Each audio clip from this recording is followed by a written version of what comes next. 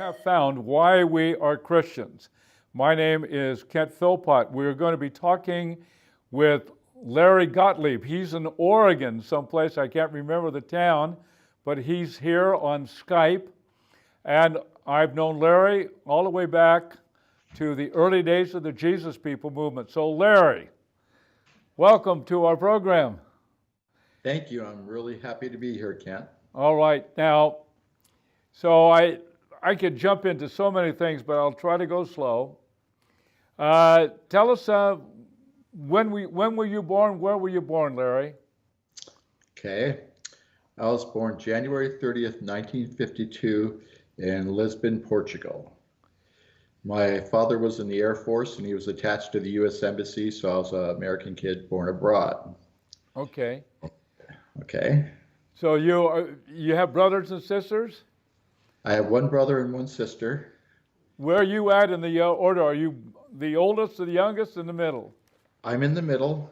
Okay. My older brother Steve is a retired cardiologist and in San Diego, and my sister is a retired office worker.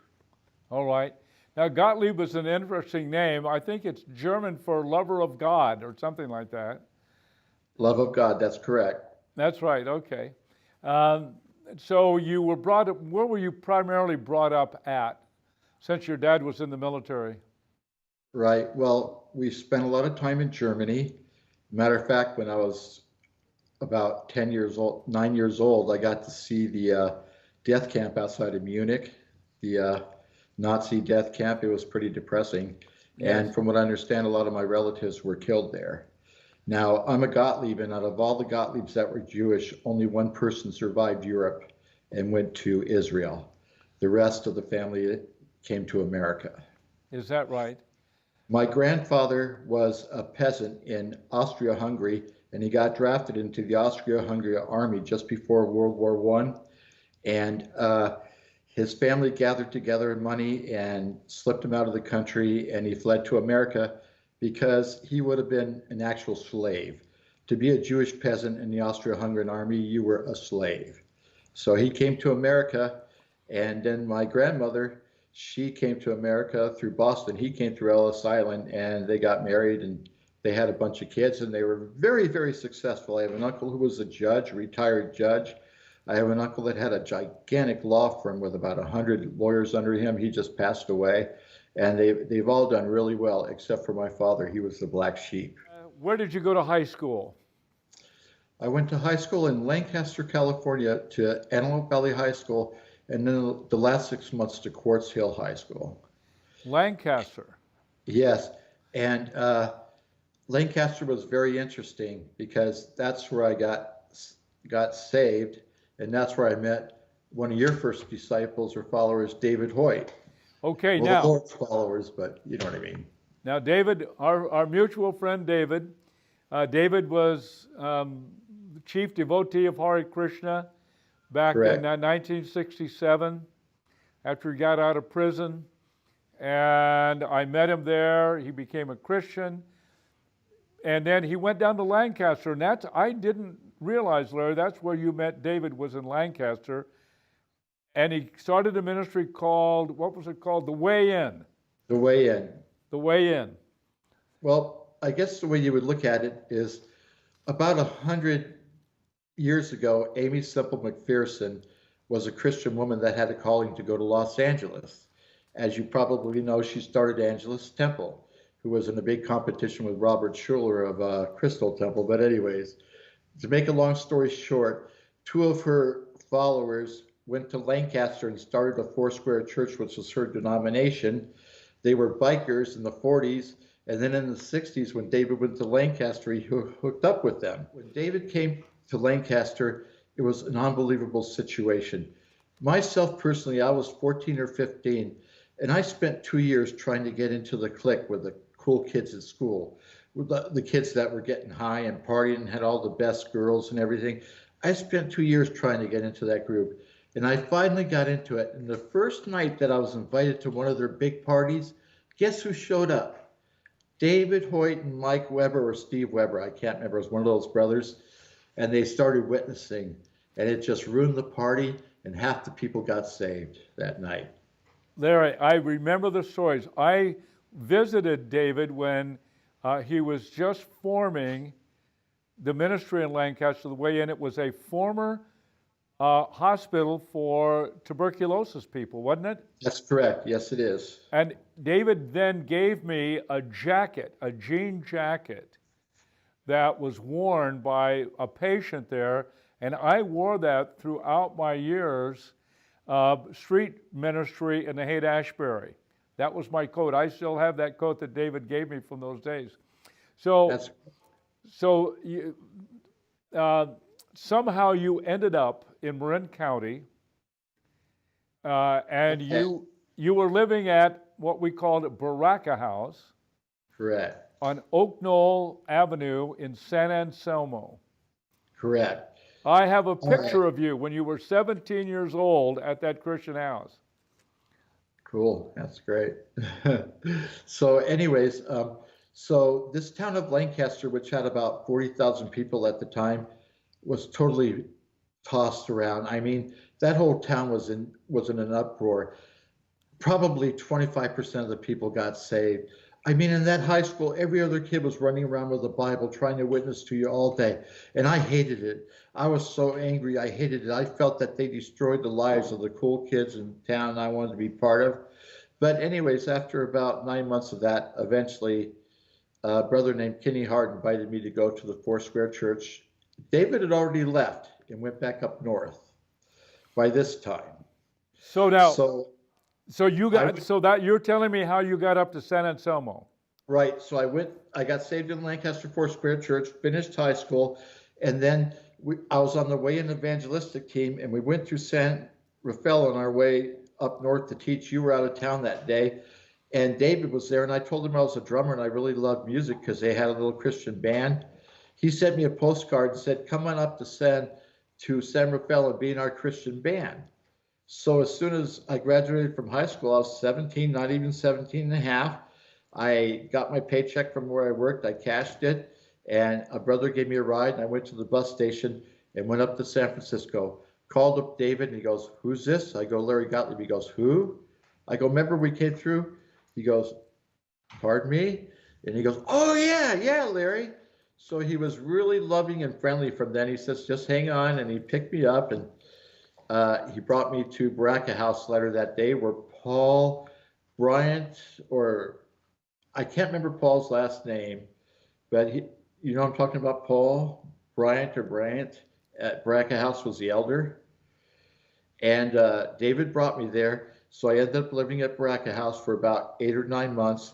And it was a time where I got grounded in the Lord. Everybody was really loving. You were safe. You didn't have to worry about drugs. You didn't have to worry about anything. You came over all the time and sang songs. I remember one time you came and you go, "I'm all excited. I wrote this song called Brothers and Sisters in the Family of God," and you played it for us. It was very exciting. Now, Larry, now let me back up a little bit. Sure. Now, so you became a Christian when you were at Lancaster. When I was 16, yes, or 15. Now, what were before you became a Christian, did you have any I beliefs? have to tell you, my earliest memories as a child is my dad chasing me around the table, telling me he's going to kill me before the night's over, whacking a belt. And that, unfortunately, was my childhood. He was a terrible child abuser, beater. He would take my head and smash it against the toilet till my ears would bleed and stuff like that. And so I was kind of insecure and weak, but I would always cry and I would go, "God, why? You know, if you're a God, I don't like life. I don't even want to be alive. This is horrible." You know, I remember thinking if I ever grew up, I would never want children. And I've had 5 children and loved them because of the Lord. But anyways, that's what my childhood was like. I fought a lot with people. I was insecure. I had a chip on my shoulder.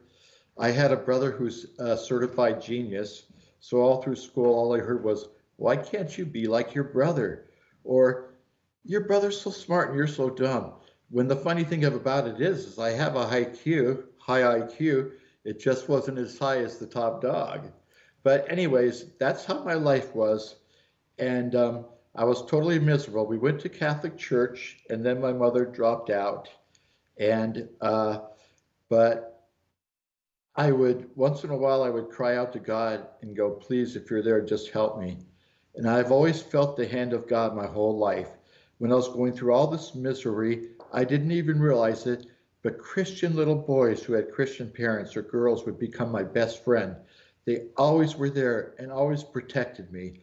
My whole life, I always had a best friend to comfort me after I got beat, to give me toys, to give me food when there wasn't any at home, or neighbors, you know. We had wonderful Catholic Italian neighbors when I was a kid who would call me over and feed me and hold me and say, it's okay, God loves you, you'll grow up and it'll all change someday. But anyways, that was kind of it. But when I was 16, my parents were splitting up and I was going to be homeless. And this guy, Chuck DeWitt, who was at the way in, came to me and said, you know, we're all saved now, Larry. Why are you holding out? You need to come to church with us, you know, and find Jesus. So I went to church with him that night. Kenny Hart was there. The Goodells were the pastors, and I asked the Lord in my heart. But I think I did it many times, you know, growing up. I didn't realize it. I may have actually been, I don't actually know when I was saved, because when I was a kid, I cried out so much to God. I think he heard me, you know. And I was with you and David. I went with you guys to witness in Haight-Ashbury. We played on Hippie Hill. We played music. People got saved. I saw what I thought was miracles. I just couldn't believe it. Everything was just so wonderful after having such a miserable 16 years. Every day I wanted to pinch myself during that era. Not that it was always easy and the enemy wasn't there, but the Lord was more powerful. Do you remember, Larry, do you remember the names of any of the guys that were living at the Baraka house when you were there in Yes. San Anselmo? Greg Beamer, Greg Beamer, guitar I'm in player, touch with Greg. songwriter. Rick Who? Ricketts, Rick Ricketts? another drummer, a really good brother. He didn't play drum sets, he played like bongos and stuff and congos, because him and Greg played together before Greg went in our band. Paul Bryant, the leader, he was your good Paul friend. Bryant, yes, he was the leader of the house. What's his last name again? Bryant. Right. Yeah, he Paul, was a I great talked guy. to Paul not too long ago, and he's living in Louisiana. He's still Mike going. Cash. Oh, excuse me. Paul, I'm going to get Paul on this program one of these days. I just wanted to know if you remembered some of the guys that were back there that you knew when you were very first a Christian and so on. Those were great days. That was the Jesus People movement. Right, Of course, correct. we didn't know what that was. We didn't know anything about it. We didn't know what was happening. We just thought that was the way Christianity always was. It was fantastic. Yeah. I felt like we were living in the book of Acts. Yeah, we'd like to have those days again, those days of awakening. So there you are, and you're at Baraka House in San Anselmo, but then somehow I think you accompanied David over to Walnut Creek area. Correct. Now, before this happened, I had signed up for college at College of Marin in Kent and was just starting. But then David came to me. I don't know all the details, but he ended up going to the East Bay, and you stayed in Marin County. And he was going on a trip to Los Angeles to see his mother and to go to the House of Miracles and to see Lonnie Frisbee and Chuck Smith and his mother and father and everything. And him and his wife and child, he invited me to go with him. Larry, what was the name of the Christian house you guys established over there? Was that called Living Streams, or was it Which Home one? for His... Oh, Upper Streams and Home for His Glory. Okay, those two houses. Right. For people that don't know, we started all these Christian houses and we gave them names. Right. And that we still remember to this day. After we got back from that trip that we spent with House of Miracles and all those people and came back up, David went to Upper Streams, opened that up, and he left me in charge of Home for His Glory. They were both in Lafayette, and we started having little Bible studies on Wednesday night at Upper Streams after we got it set up. And all of a sudden, 10 people came the first week, 20 people the second week, 100 the third week. Pretty soon they were outside. We tried to have speakers in the yard so the people could hear, and it was just singing and witnessing, and then just like what you would call an altar call, and people would get saved. And then we started on Friday night having parties, and we passed it out papers, come to our party, and people would come and we would just witness to them, and just people just kept getting saved. I can't believe the lives that were changed and people that were so messed up. And David and I would go to Haight-Ashbury and witness, and like months later, somebody would knock on my door and go, "You witnessed to me in the Haight, and here I am. You told me to come out." And we got a number of converts that way. How did you guys all end up going back to the deep South, Florida, and so on? How did that Okay. happen? David was going to go on a speaking tour. I thought you were with him, maybe, or maybe just Paul. And they were going through Atlanta and all those places. And when he got to Atlanta, he felt the burden for the youth there. He felt it reminded him in 1969 or 1970 the way San Francisco was in '67. So he came back and he decided to go there. So we all got together. He prayed and left me in charge of this ministry, and him and his family and a couple of the followers or disciples, the brothers and sisters went with him, and that's how he went. Now, in the meantime, I'm running this ministry. Just turned 18, and I'm a little bit insecure, and so I'm praying. I'm going out at night and praying for hours, just screaming at the top of my lungs because they're building BART and there's nobody there. They're building the Bay Area Rapid Transit System, and I would just walk to where they were doing their construction at night and just pray, and I'd scream, "God, I want you. I don't want religion.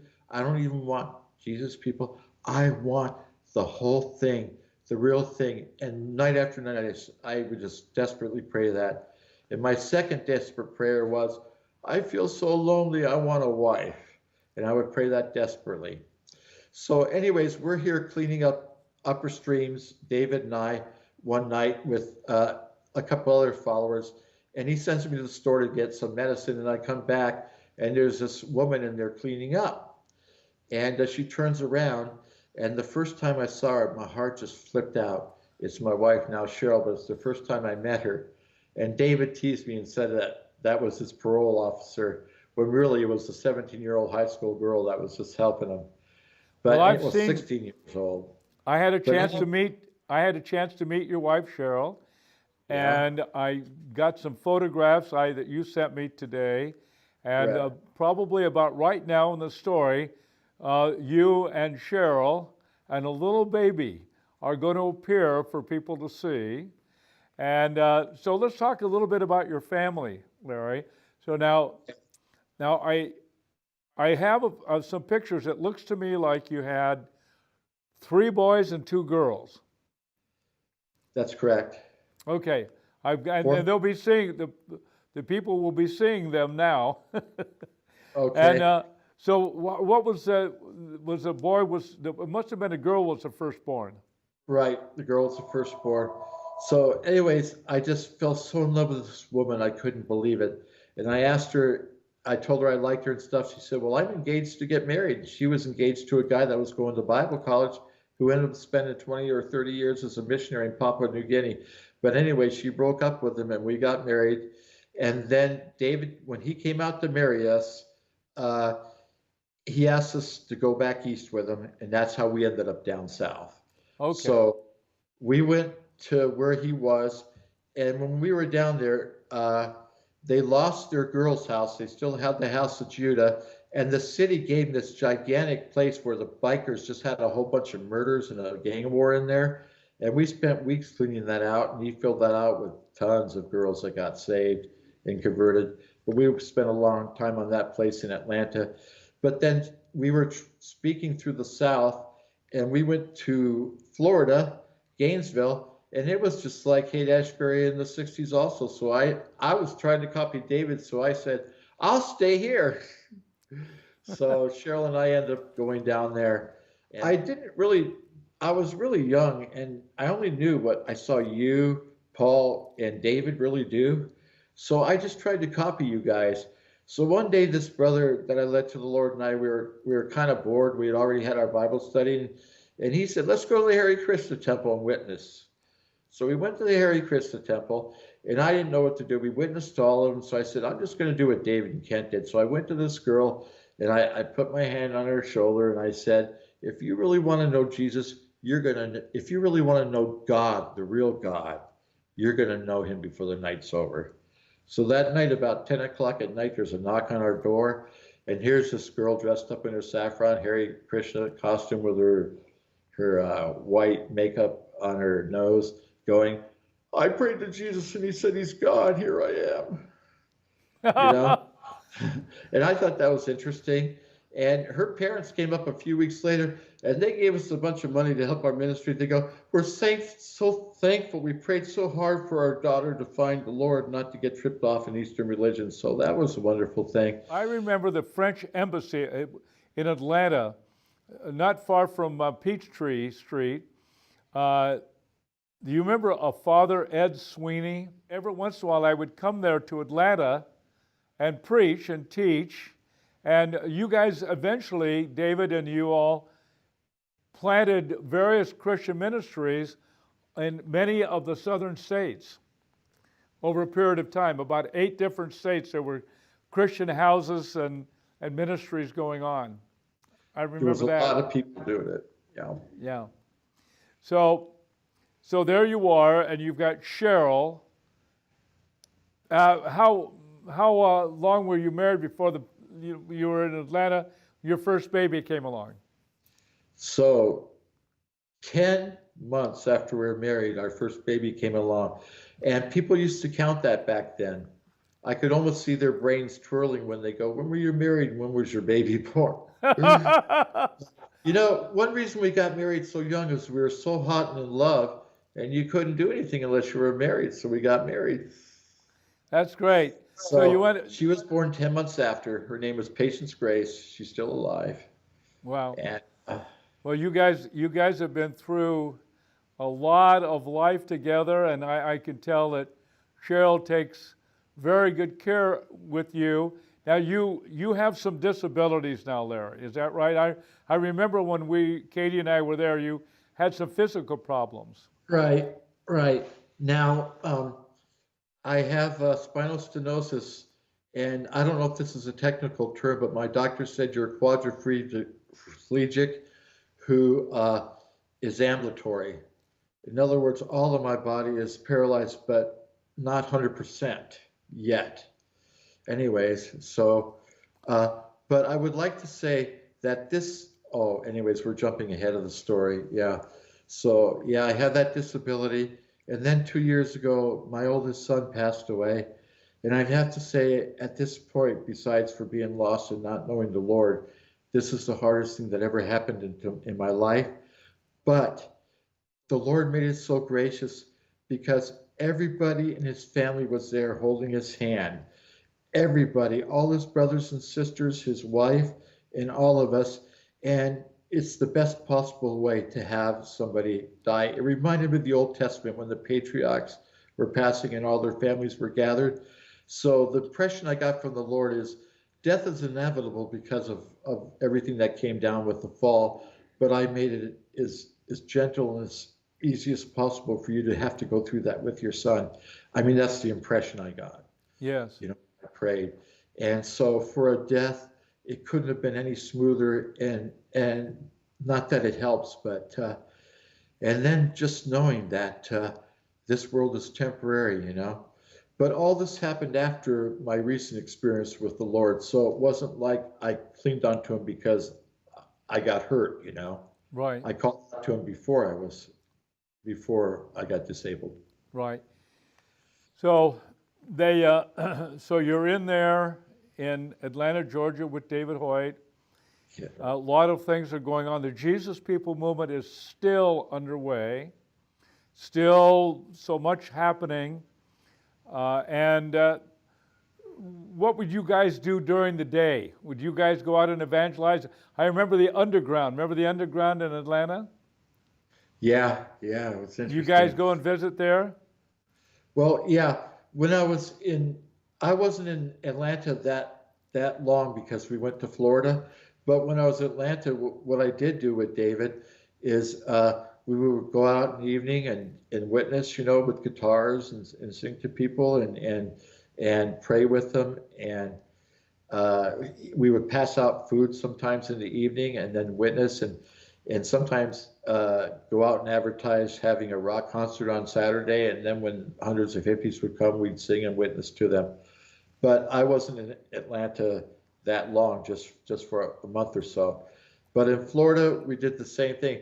There was only my wife and I and a couple of disciples we brought out. I don't know if disciples is the right word, brothers and sisters we brought that came out from California, flew out later to help us. And then a couple of the ones that were won to the Lord wanted to go full time and live with us. But Gainesville was a hard town. There was a lot of education to out educate God, out of the picture. And so it was a lot harder for me than in California, witnessing to some of those 40-year-old guys that have had 20 years of Gainesville University behind them, Larry, But I forgot to ask you something sure. way back. I usually ask it very early on, and I forgot to. Were you baptized? Yes. Well, tell me about how you got baptized. Where was that, and who baptized you? Okay. When I was at the way in, and like I said, this is after David already moved back up to start other ministries with you. The Lancaster Foursquare Church and the way in were working together. So Reverend Goodell baptized me in their actual baptismal place in their Foursquare Church. So that's where I was baptized. But I went with you and David to beaches to baptize a lot of Christian converts many times that actually got baptized in the ocean or a lake, or in Marin County they have those rivers up deep in Marin, and we would baptize people in them. It was really exciting. I really enjoyed it. Wonderful, Larry. Now that's going to bring us to the end of this program, and we're going to be coming back, and we're going to be talking about you wandered in the wilderness for a period of time. Those are your own words. Yes. We're going to talk about that. We're going to talk about some of the downsides, some of the difficult times, because it's very typical of what came across the lives of so many people. All right, you've been watching Why We Are Christians. This is going to be the end of part one, but we're going to be back with part two. You might have to look for it, but the part two in our conversation with Larry Gottlieb. So long.